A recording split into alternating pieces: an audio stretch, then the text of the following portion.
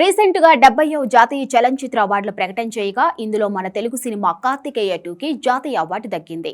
జాతీయ అవార్డు గెలుచుకున్న వాళ్లకు దక్కే ప్రైజ్ మనీ ఎంత, పురస్కారంతో పాటు ఇంకేం అందజేస్తారనే ఆసక్తి అందరిలో ఉంటుంది.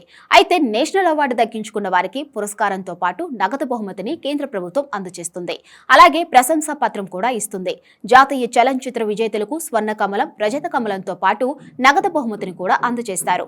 వాళ్ల ప్రతిభకు గుర్తింపుగా ప్రశంసా పత్రాలను కూడా బహుకరిస్తారు. అయితే జ్యూరీ అభినందనలు అందుకున్న ఫిలిమ్స్ కు మాత్రం కేవలం సర్టిఫికేట్ మాత్రమే ఇస్తారు.